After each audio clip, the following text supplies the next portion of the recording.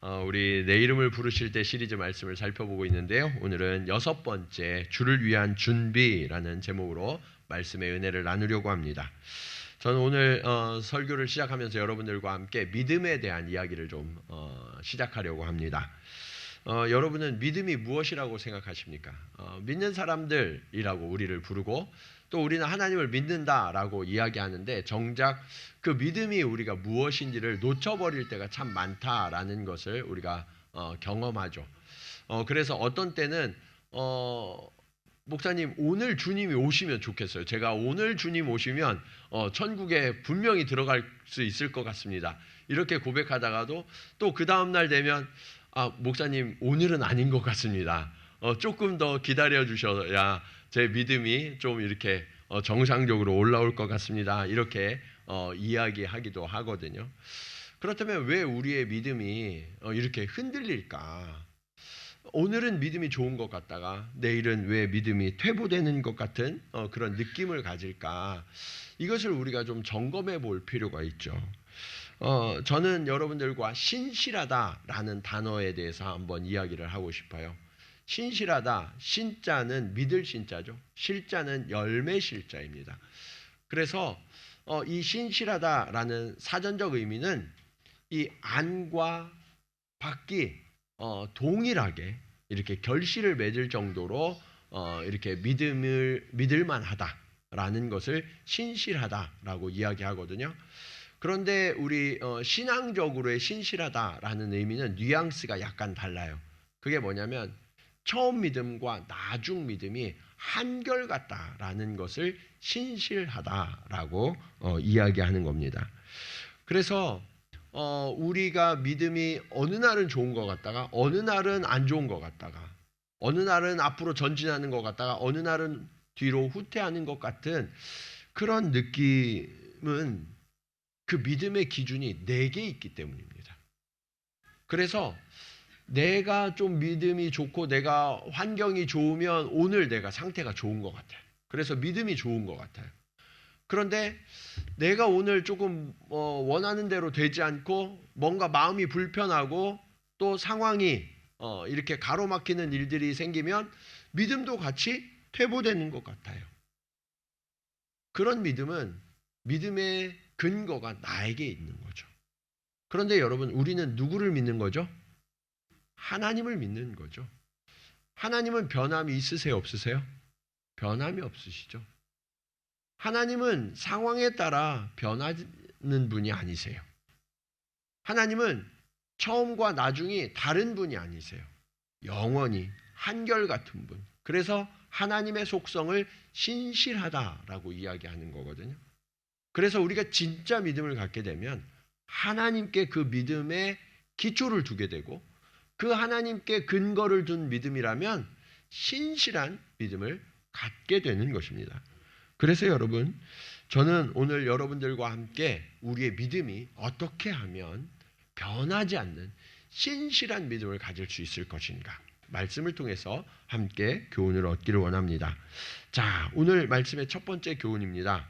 하나님이 신실하시기 때문에 신실한 자를 찾으신다라는 것을 우리는 기억해야 합니다. 오늘 본문에 보면 사가랴가 등장해요. 그의 아내는 엘리사벳입니다. 사가랴와 엘리사벳은 둘 다 훌륭한 제사장 가문이었어요. 그래서 이 두 사람에 대한 하나님의 평가는 의인이다, 흠이 없다, 그리고 경건하다라고 말씀하고 있습니다. 하나님 앞에서 흠이 없고 의롭고 경건하려고 그러면 얼마나 대단한 사람들일까요? 하나님을 섬기는 일에도요, 누구보다 앞장섰어요. 그런데 그 두 사람에게 문제가 있었어요. 그게 뭐냐? 나이가 많이 들었지만 아이가 없었어요. 지금도 아이가 없으면 좀 이렇게 하나님 앞에 간구하게 되잖아요. 그런데 그 당시엔 훨씬 더 그 아픔과 그 상처가 컸던 거거든요. 그들이 기도를 했을까요? 안 했을까요? 했죠. 너무나 간절하게 기도했을 거예요. 그런데 응답이 되지 않는 거예요. 그럴 때 우리는 어떤 마음이 드나요? 우리도 하나님 앞에 정말 간절히 구하는데 오랫동안 구했는데 응답되지 않을 때가 있잖아요. 그럴 때마다 내가 하나님과 교회를 위해서 이렇게까지 헌신하고 이렇게까지 하나님 앞에 간구했는데 이쯤 되면 좀 하나님이 들어주셔야 되는 거 아닌가? 그런 마음이 들어요, 안 들어요? 네. 솔직하게 우리 그런 마음이 들잖아요. 그렇죠? 그런데 하나님이 침묵하시니까 서운해요. 그러면서 그런 마음이 우리 안에 들어오기 시작하면 어느 순간 지금 내가 하나님 앞에 섬기고 헌신하고 드렸던 모든 것들이 헛된 것 같은 그런 마음이 들 때가 있어요. 그러니까 하나님 앞에 나올 때 예전 같지 않아요. 예전에는 하나님 앞에 나올 때 오늘 노건사님 기도하실 때 하나님 앞에 나올 때 이렇게 기대하는 마음으로 이렇게 나오는 기도를 하셨는데 우리가 그렇게 설레고 기대하는 마음으로 나왔는데 마음이 어느 정도 식어지면요. 설렘이 없어져요. 그냥 시계추처럼 왔다 갔다 하는 거예요. 그러다가 말씀이 들리지 않아요. 찬송의 감동이 일어나지 않아요. 기도를 하긴 하는데 그 기도가 계속 공허한 메아리처럼 떠도는 기도로 그렇게 드려지게 되거든요. 봉사도요. 이제는 더 이상 즐겁지가 않아요. 감사하지가 않아요. 내가 이거 하는 게 무슨 의미가 있어? 그러면서 뒤로 물러나고 싶은 마음이 들죠. 그런데 여러분 바로 그때가 조심해야 될 때예요. 정신 바짝 차려야 될 때예요. 사가랴는요. 신실한 사람이었어요. 그래서 내 상황이 어떻든 변함이 없었어요. 물러나지 않았어요. 후퇴하지 않았어요. 자, 8절 말씀 우리 한번 같이 읽어보겠습니다. 자, 시작.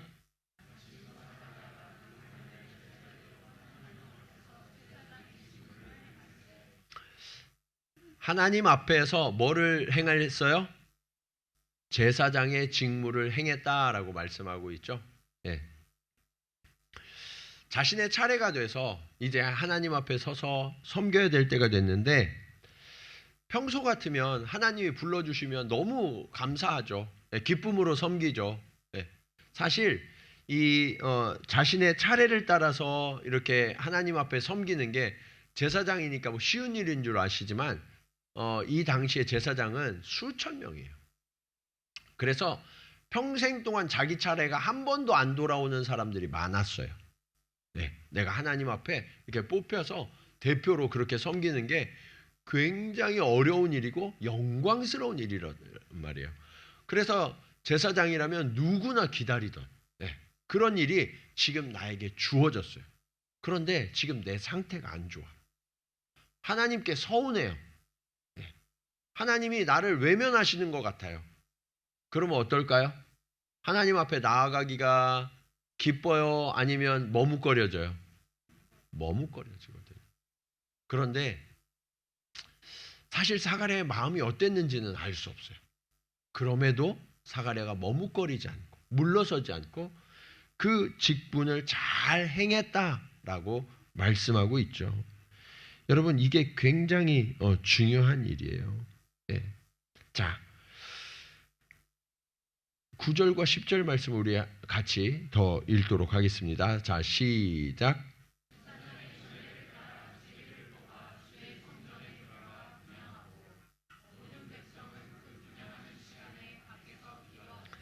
사가랴가 제사장의 직무를 따라서 성전에서 분향했어요. 분향한다라는 것은 향을 피우고 하나님 앞에 기도하는 거예요. 대표로. 자, 그렇게 했더니 모든 백성은 뭐 했어요? 똑같은 시간에. 백성들은 성전에 들어올 수가 없어요. 그러니까 밖에서 하나님 앞에 기도했단 말이에요. 하나님 앞에 예배드린 거죠. 제사장이 이걸 못하면 백성들도 기도할 수 없어요. 제사장이 이 직무를 지키니까 백성들도 하나님 앞에 나와서 함께 마음으로 기도할 수 있었던 거예요. 이 직분을 가진 자가 이 자리를 지키냐 지키지 않느냐가 굉장히 중요한 거예요. 제가 목회를 해보니까 이게 직분자의 은혜더라고요. 여러분, 저도 이 앞에 서기가 싫을 때가 있을까요, 없을까요? 예, 예. 저도 사람이다 보니까 있어요.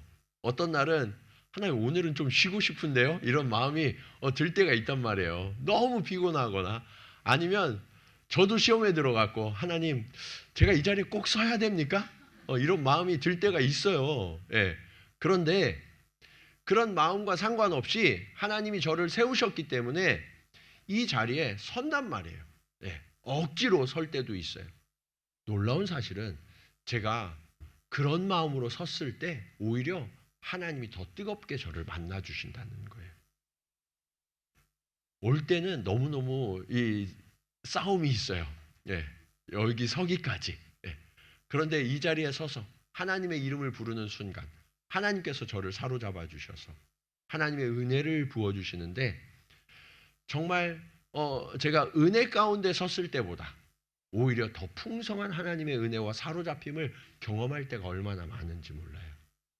그런데 저는 이게 저 때문이 아니라는 걸 알아요. 이거는 여러분들 때문에.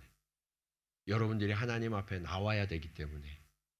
제가 이 자리를 지키지 않으면 여러분이 하나님께 예배드릴 수 없기 때문에 하나님이 저를 억지로라도 세우셔서 은혜를 부어주시고 그렇게 하나님의 통로로 사용하시는 거죠. 저만 그럴까요? 아니요, 여러분들도. 여러분들도 때때로 하나님 오늘은 좀 쉬면 안 될까요? 제가 목자로 그렇게 섬겼는데 저 사람들이 맨날 수군거리고 네. 저 더 이상 못 해먹겠어요. 이런 마음이 들 때가 있단 말이에요. 그럼에도 불구하고 그 자리를 지킬 때 하나님께서 여러분의 영혼 가운데 더 큰 은혜를 부어주시는 그런 시간들을 만나게 하신다는 거죠. 목자님들만 그런 게 아니라 다양한 자리에서 섬기는 한 분 한 분이 그 섬김의 자리, 나의 직임을 지킬 때 하나님을 더 깊이 만나게 될 줄로 믿습니다. 저는 늘 기도해요. 하나님, 다른 분들도 은혜를 누리지만 주의 몸된 교회를 위하여서 섬기는 분들이 먼저 주님을 만나게 해주십시오. 왜냐하면 섬기는 자가 주님을 먼저 만나야 그 섬김 속에서 예수 그리스도가 나타내기 때문이죠. 그래서 여러분, 섬김은 억지로 하더라도 축복이 돼요. 네. 그래서 때로는 힘들고 내가 한결같은 기쁨을 유지할 수 없더라도 그 자리를 지키는 저와 여러분들을 간절히 축원합니다. 자, 그럴 때 하나님이 드디어 만나주세요. 자, 11절 말씀 우리 같이 한번 읽겠습니다. 시작.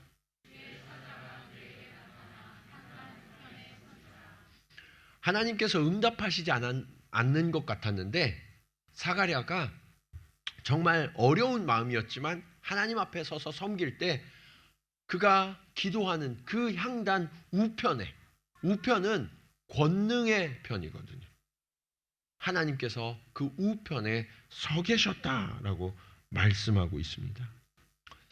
저도 하나님 앞에 교회와 성도들을 위하여 늘 기도하는 제목이 한 가지 있어요.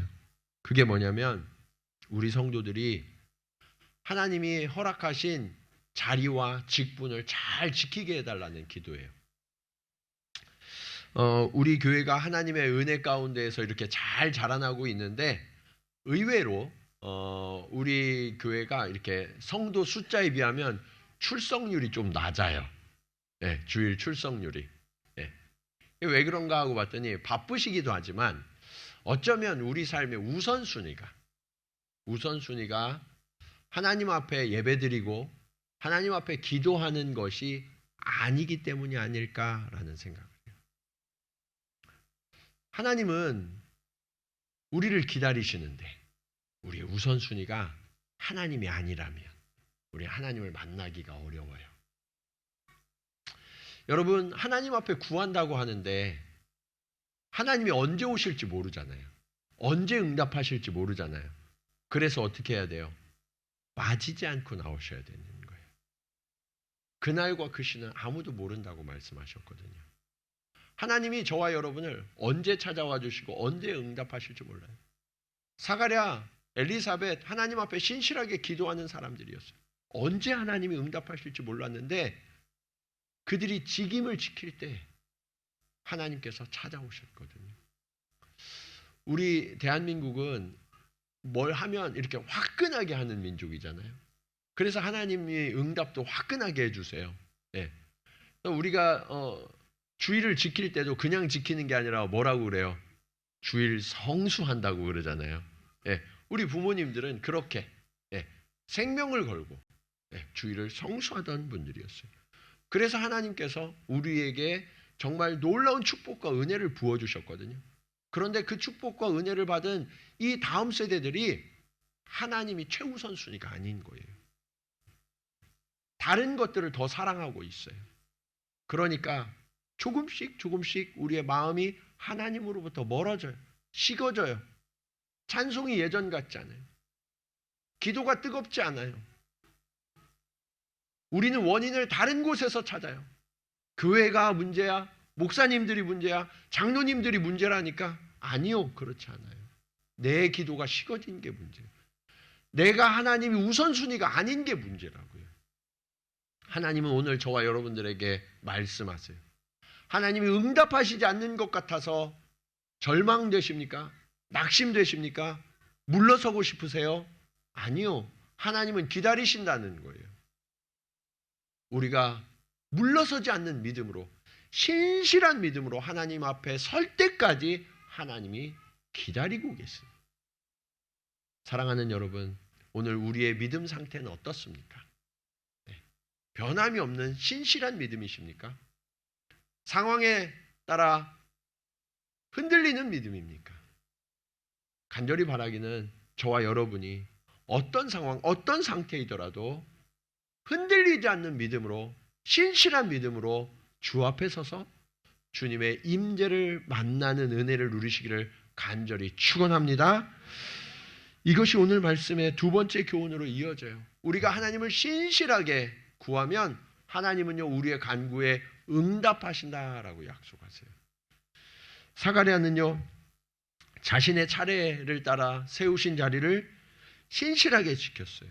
그러다가 간구하던 그 응답을 하나님으로부터 받았죠. 자, 12절과 13절 말씀 우리 같이 읽겠습니다. 시작.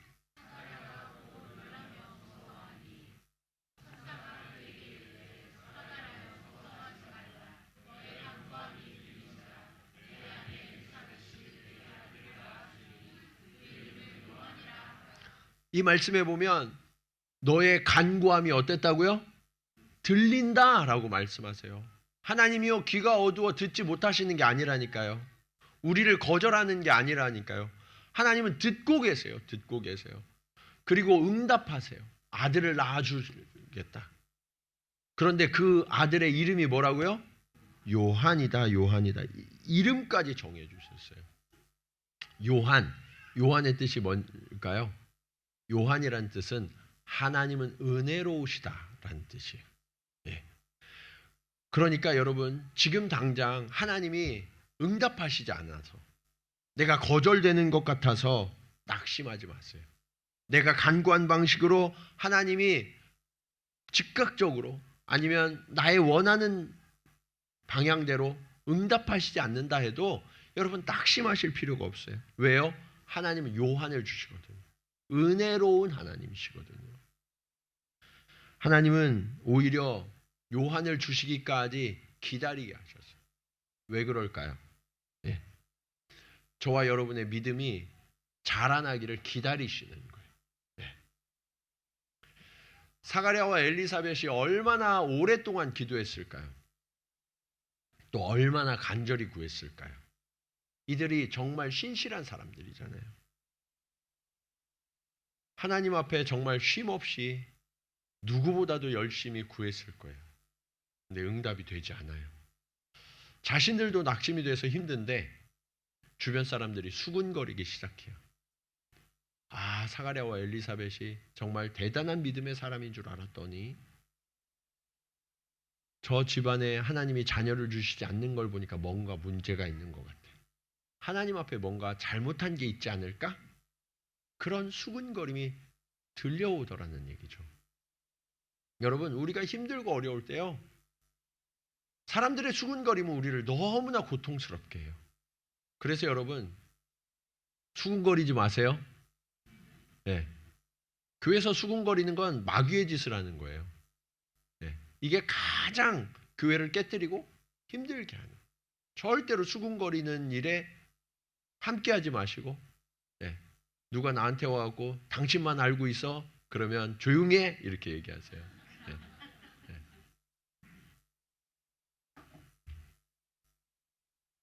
엘리사벳과 사가랴가 그 순전함을 지키며 하나님 앞에 서서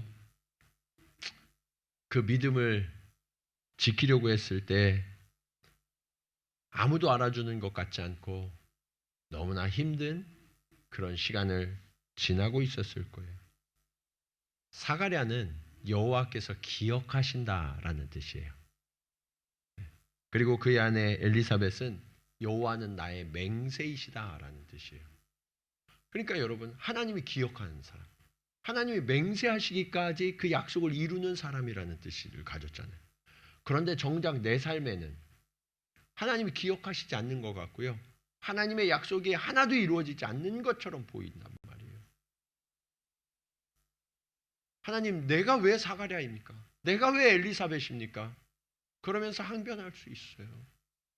그런데요, 그들이 얼마나 힘들었든지 사가랴가 그 직분을 지킬 때 주의 사자가 나타났잖아요. 그래서 너희에게 아들을 주겠다고 약속하셨을 때 사가랴가요, 반응이 이상해요. 그게 뭐냐? 못 믿겠다는 거예요. 못 믿겠다는 거. 왜요? 지금 나와 아내는 나이가 너무 많아서 이미 아이를 낳을 수 있는 그 나이가 지나버렸다는 거죠. 네. 여러분, 나의 상태를 바라보면, 나의 상황을 바라보면요, 이처럼 우리는 믿음을 가질 수가 없어요. 네. 믿음을 가지려고 그러면 내 상태, 내가 처한 상황을 바라보는 게 아니라 누구를 바라봐야 할까요? 하나님을 바라보셔야 돼요. 하나님을. 나는 할 수 없지만 누구는 하실 수 있어요? 하나님은 하실 수 있어요.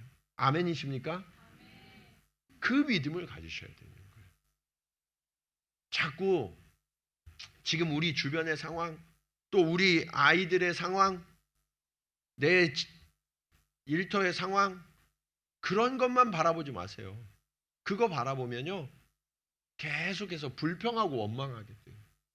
그런데 하나님을 바라보면요, 소망이 생겨요. 믿음이 생겨요. 네. 하나님은 그것을 우리에게 원하신다고요. 그래서 사가랴가 하나님이 사자를 보내셔서 말씀하시는데도 믿지 못하니까 어떻게 됐느냐? 누가복음 1장 20절 말씀입니다. 같이 읽어볼까요? 자, 시작.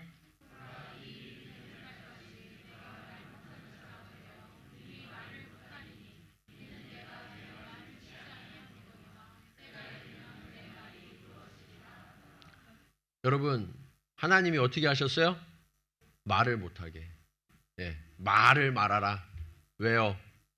입만 열면 불신앙의 말을 하니까. 네, 입만 열면. 하나님, 안 되는데요. 우리는 지금 아이를 가질 수 없는 몸인데요.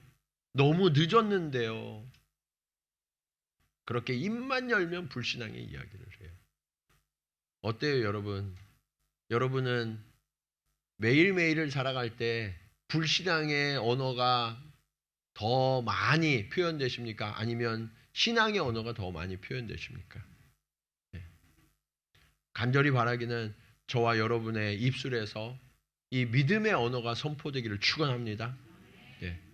만약 내 안에 이렇게 불신앙의 말이 나오려고 그러면 하나님, 저를 벙어리로 만들어주세요. 이렇게 기도하시기 바랍니다. 차라리 벙어리가 나요. 네. 하나님이 때가 되면 사가랴의 입을 여신 것처럼 우리 입도 열어주시거든요. 하나님은 너희는 가만히 있어 내가 행하는 일을 볼지어다 라고 말씀하세요. 네.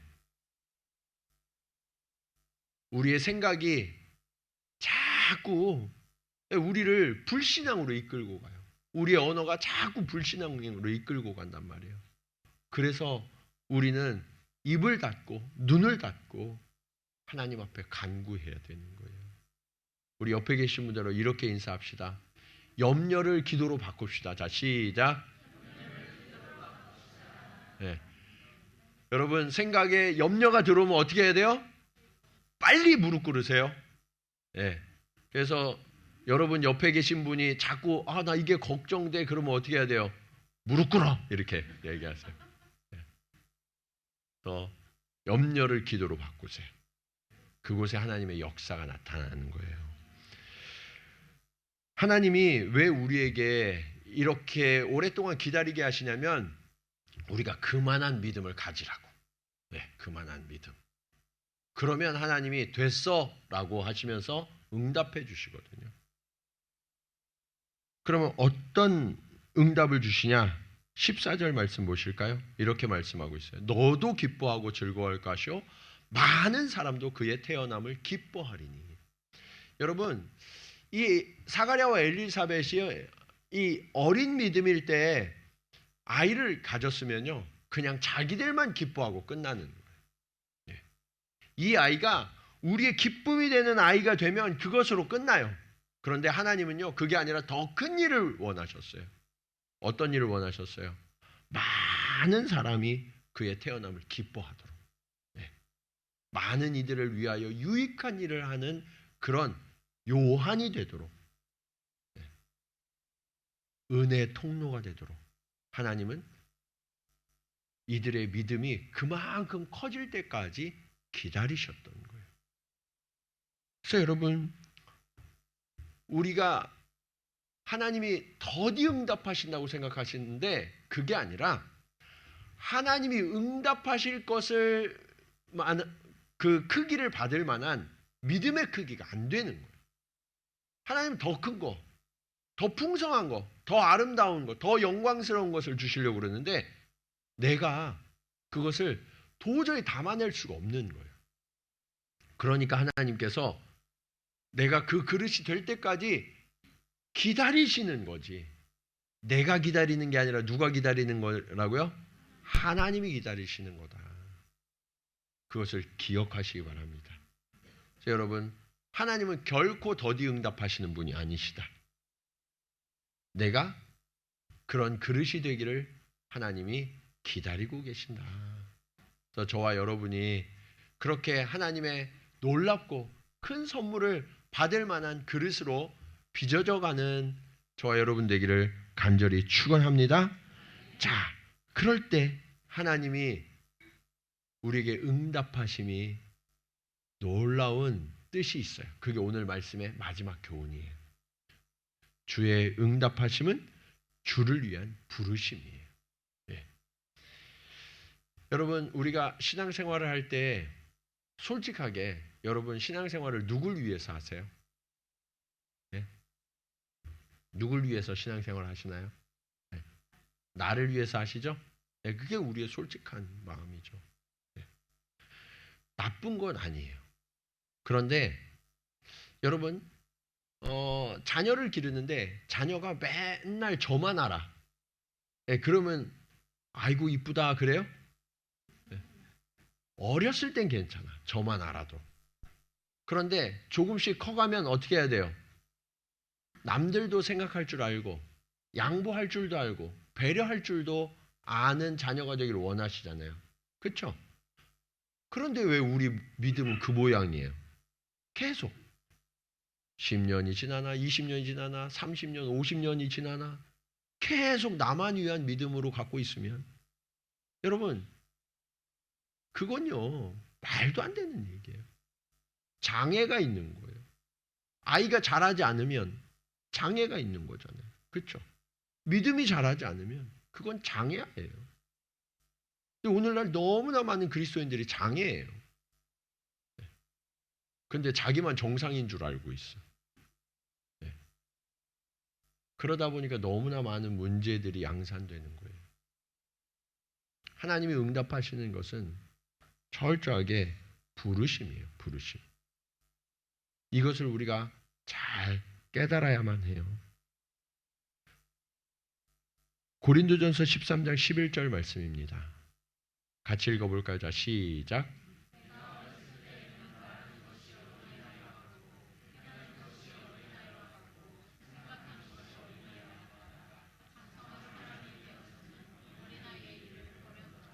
어린아이가 나쁘다는 게 아니에요. 그런데 이 어린아이가 시간이 지나면 장성한 사람이 되어야 한다라는 거죠. 여러분의 기도가 나를 위한 하나님 이거 해주세요. 저거 도와주세요. 이거 이루어주세요. 기도하실 수 있어요. 어렸을 때는. 그런데 신앙이 좀 자라면 어떻게 해야 돼요?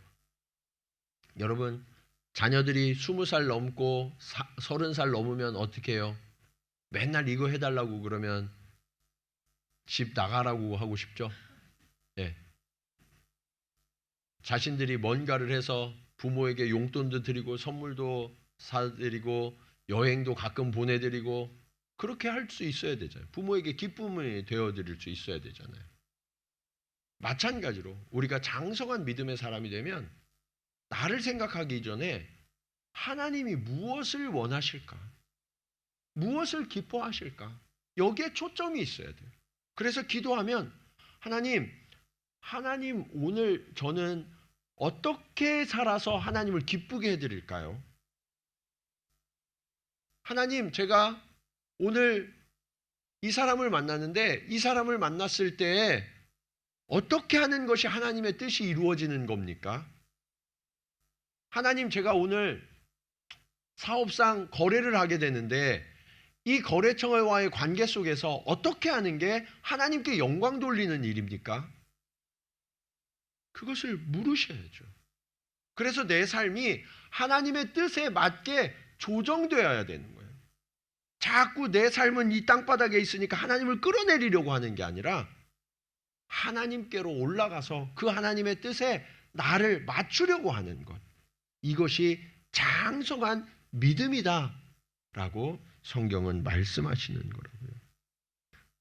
하나님이 사가랴와 엘리사벳에게 요한을 미리 주실 수 있어요. 그런데 그렇게 하시지 않은 이유가 있다고요. 요한은 이후에 많은 사람들을 주께로 돌아오게 하는 그 사명을 가졌잖아요. 광야로 나가야 되잖아요. 사실 요한은 이 사가랴와 엘리사벳 가문이 제사장 가문으로서 대단한 가문이기 때문에 그냥 가만히 있어도 편안한 삶을 살 수 있어요. 사람들에게 인정받는 삶을 살 수 있었다고요. 그런데 그는 그 모든 걸 버리고 광야로 나가서 메뚜기와 석청만 먹고 낙타의 가죽옷을 입으며 되게 힘들고 거친 삶을 살았어요. 왜요? 예수를 위해서. 영혼들을 구원하기 위해서. 그런데 사가랴와 엘리사벳이 어렸을 때, 훨씬 더 젊었을 때 하나님이 그렇게 살 거라고 요한을 주셨으면 그러면 어때요? 여러분 가끔 그런 분들 계시거든요. 하나님 우리 자녀들 축복해 주시고 길을 열어주세요. 그래서 목회자를 부르셔서 기도하는데 제가 이 아이는 목회자가 됐으면 좋겠다고 하나님이 선교사로 부르시는 것 같다고 그러면 아멘 할렐루야 그러실 분이 몇 분 계세요. 네. 그것만은 안 된다고. 네. 제가 다른 건 다 할 수 있는데 그것만은 피하게 해달라고. 네. 여러분 우리의 믿음이 자라나지 않으면 하나님의 뜻에 맞출 수가 없어요. 하나님은 사가랴와 엘리사벳이 그렇게 자라 올라올 때까지 기다리셔서 응답하신 거예요. 더 큰 것으로 응답하신 거죠. 15절 말씀 우리 같이 한번 읽어보겠습니다. 15절 말씀 자 시작.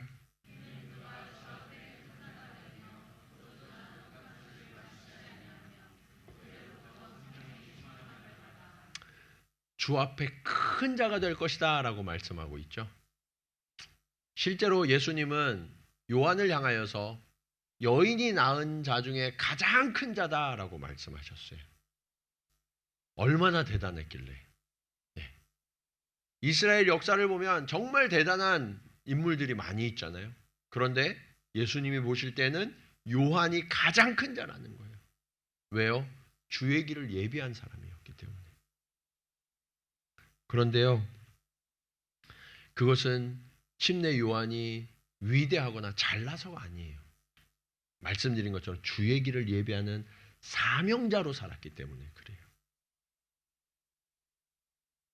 여러분, 우리가 하나님의 약속을 받는 그 자리, 그리고 하나님이 우리를 하나님의 뜻에 맞게 사용하는 자리가 사명의 자리예요. 네. 그래서 여러분, 진짜 응답은 다른 데 있는 게 아니라 사명에 있어요. 사명에. 네. 여러분이 하나님 앞에 간구하는 것들이 하나님의 뜻에 아름답게 변형되어져서 그 하나님이 주시는 응답으로 주어지는 그 순간이 바로 저와 여러분이 사명을 만나는 순간이라고요. 네. 하나님이 그 사명 앞에 우리가 순종하고 굴복할 때까지 응답을 기다리시는 거예요. 하나님 왜 저에게는 응답 안 해주세요? 왜 저는 이렇게 오랫동안 간구하고 있는데 하나님 외면하십니까? 그것은 여러분이 사명을 받을 준비가 되어 있느냐, 되어 있지 않느냐에 있어요.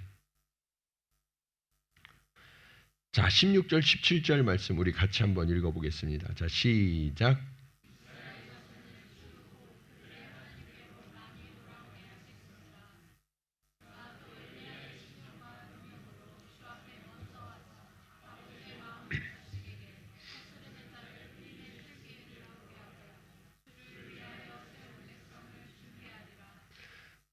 이 말씀에 보면 이스라엘 자손을 하나님께로 많이 돌아오게 하는 그 사명이 요한의 사명이다라고 말씀하고 있죠. 그리고 그런 그에게 엘리야의 심령과 능력을 부어주시겠다라고 말씀하고 계세요. 우리가 할 수 없어요. 그러기에 하나님은 우리의 심령과 우리의 능력을 사로잡아 주셔서 성령으로 채워주십니다. 요한이 살던 당시는 영적으로 어둠의 시기였어요. 더 이상 하나님의 메시지가 들리지 않던 시기. 그런데 요한을 통하여서 하나님이 말씀하시는 거예요. 다시. 네.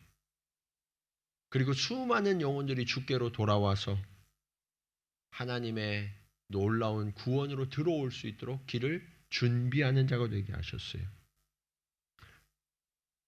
오늘 저와 여러분이 살아가고 있는 이 일본 땅도 영적으로 굉장히 어두운 땅이잖아요. 주님의 메시지가 잘 들리지 않는 그런 곳에 하나님이 저와 여러분을 보내셨어요. 우리가 하나님 앞에 부르짖을 때 하나님은 이 시대의 요한들을 찾고 계시는 거예요. 이곳에서 하나님의 메시지를 당당히 선포할 자. 어쩌면 저와 여러분이 일본으로 보내진 이유가 우리 동경 지구촌 교회가 이곳에 새롭게 세워진 그런 이유가 하나님이 이 땅에서 행하실 일을 가르치시기 위함이라고 저는 생각돼요. 사랑하는 여러분, 나만을 위한 이기적인 신앙을 이제 내려놓으시기 바랍니다. 이제 우리가 어떻게 하면 이곳에서 하나님이 보냄받은 그 사명을 감당하는 하나님의 지체로, 교회로 세워질 것인가? 이것이 우리의 꿈과 비전이 될 때 하나님께서는 저와 여러분을 통해서 놀라운 일을 이루어 주실 줄로 믿습니다. 준비되셨습니까? 하나님이 준비시키고 계세요. 오늘 엘리야의 심령과 능력이 저와 여러분에게 임하게 될 줄로 믿습니다. 엘리야 한 사람이 시대를 변화시켰어요. 그리고 요한이 와서 예수 그리스도의 길을 열었습니다. 오늘 우리가 이곳에 보냄받은 이유는 이 일본 땅에 예수 그리스도의 십자가의 길을 다시금 선포하고 길을 열라고 저와 여러분을 보내신 줄로 믿습니다. 하나님, 오늘 우리의 믿음이 그렇게 하나님의 뜻에 맞닿아서 신실하게 하나님께 기쁨이 되는, 그리고 많은 영혼들을 주께로 돌아오게 하는 그런 구원의 통로, 은혜의 통로가 되게 하여 주시옵소서. 우리 그런 고백으로 함께 찬양하기 원합니다. 오늘 정말 오랫동안 하나님이 응답하시지 않는 그런 답답함 속에서 하나님이 부르신 자리에 섰던 사가랴, 하나님, 제가 그 말씀 앞에 서기를 원합니다. 주님, 내게도 말씀하여 주시옵소서. 주님, 내가 주의 말씀을 믿고 순종하는 그런 마음을 허락하여 주시옵소서. 우리 한 사람 한 사람이 두려워 떠는 것이 아니라 하나님의 약속을 기다리며 그 하나님의 일하심을 기다리며 부르심을 따라 나아가 선포하게 하여 주시옵소서. 우리 그런 고백으로 함께 찬양하겠습니다.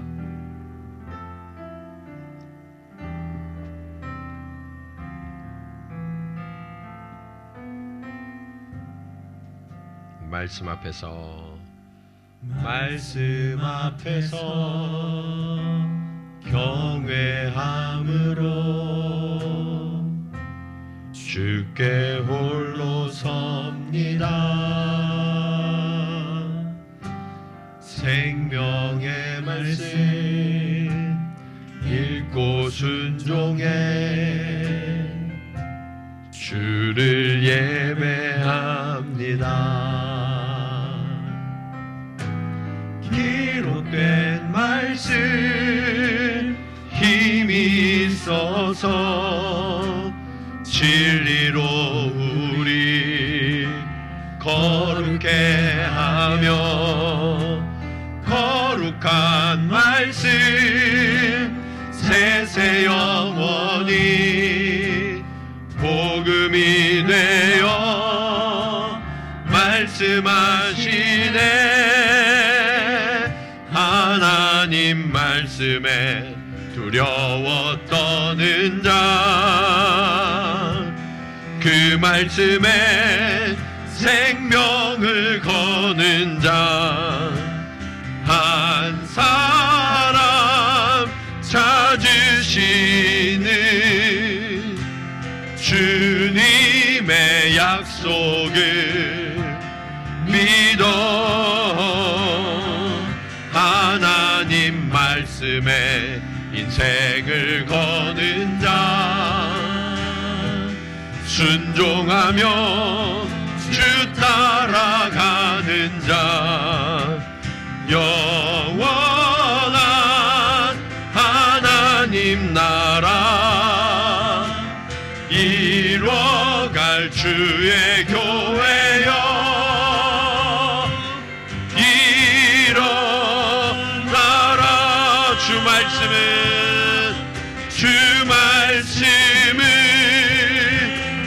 우리를 구원에 이르는 지혜이니 목숨과 내 뜻 다해 그 말씀에 복종하라.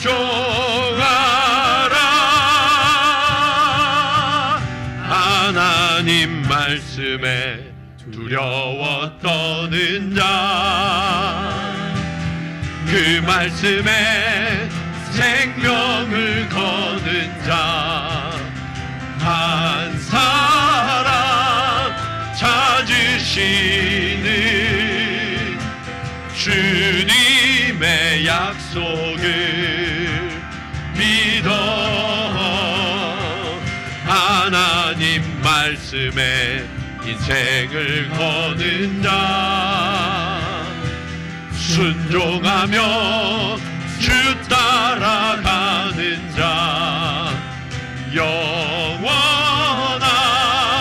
하나님 나라 이뤄갈 주의 교회여, 하나님 말씀에 두려워 떠는 자, 하나님 말씀에 두려워 떠는 자, 그 말씀에 생명을 거는 자, 한 사람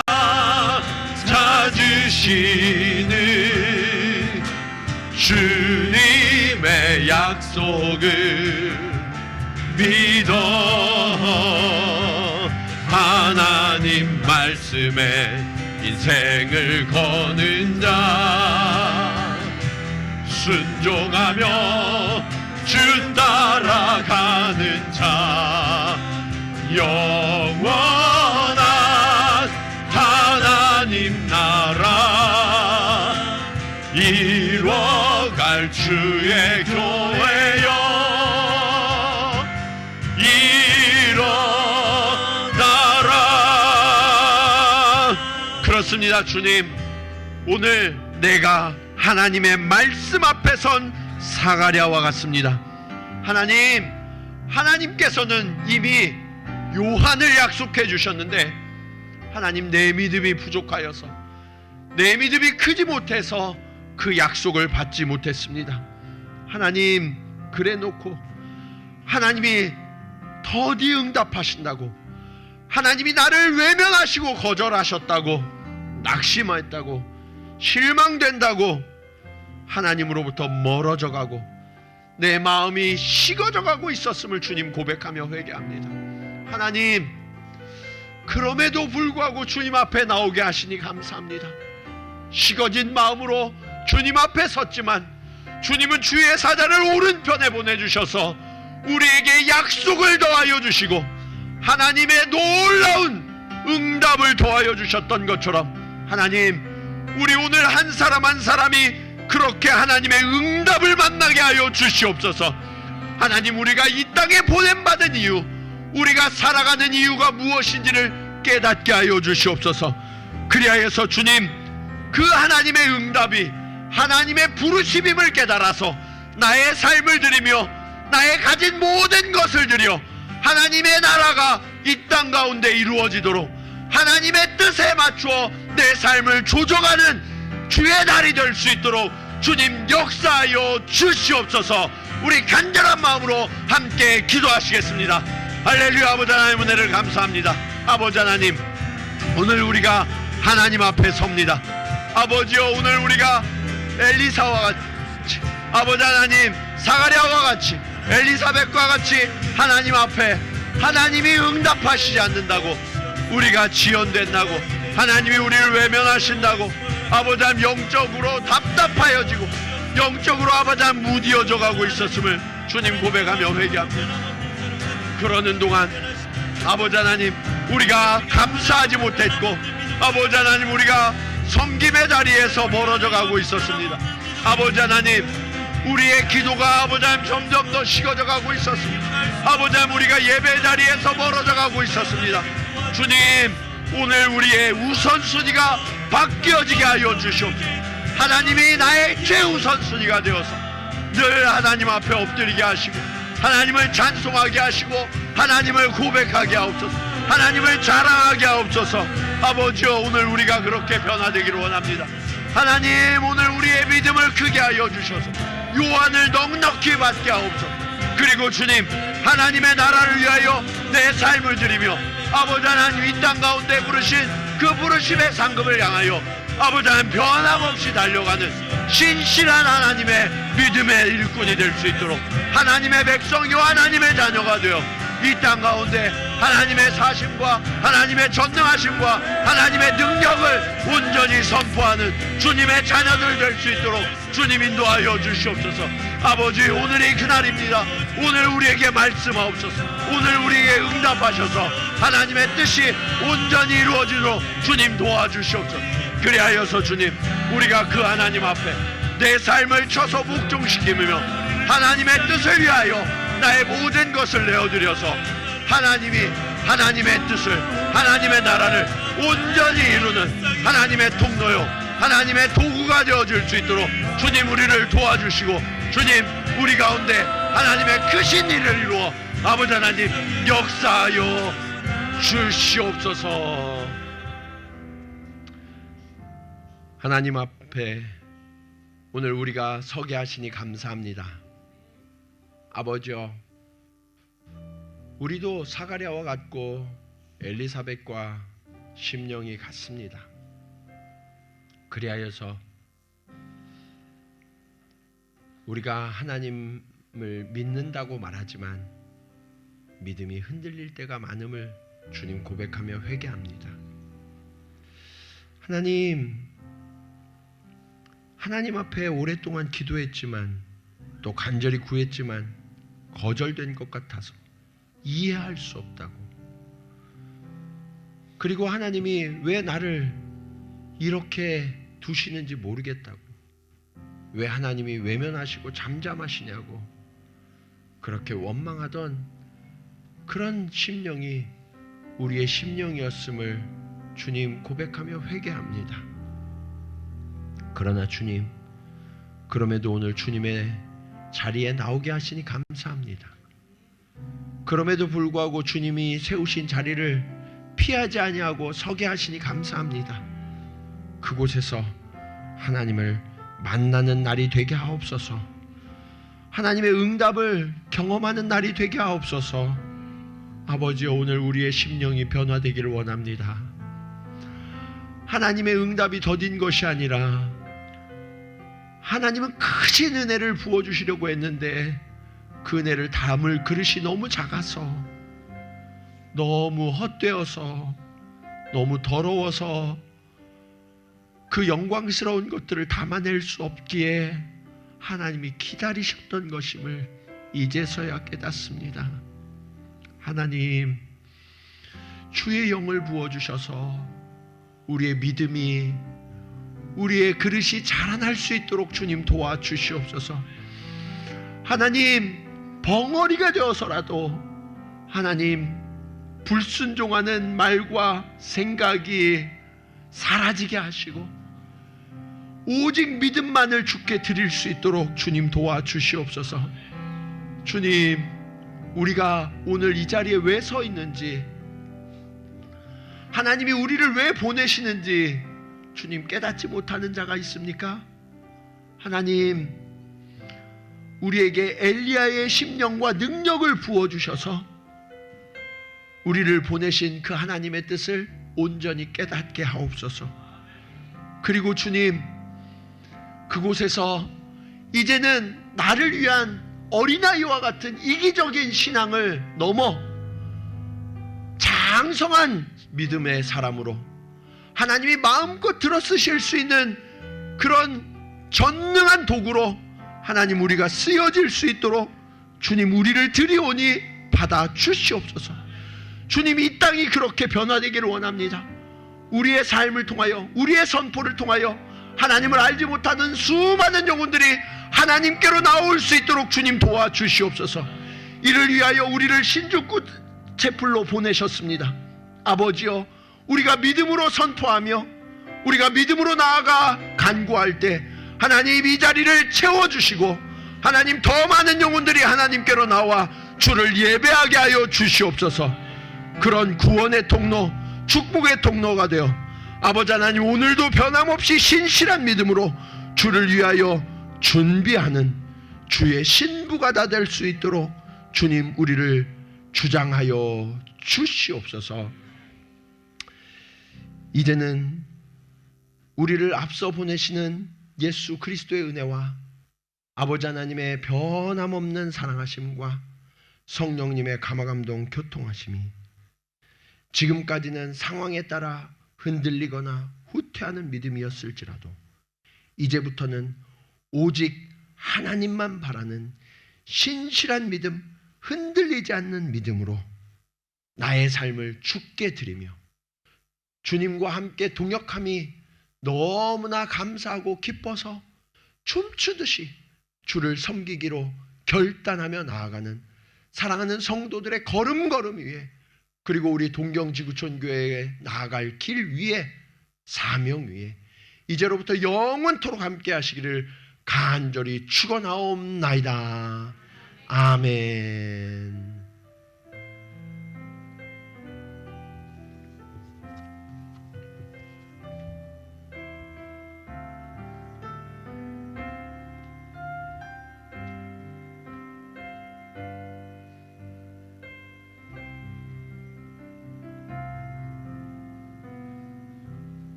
마쳤습니다. 이번 한 주도 우리의 믿음이 흔들리지 않도록 그 우리를 붙들어 주시는 주님과 동행하는 그런 한 주간 될 수 있도록 그런 일주일 되도록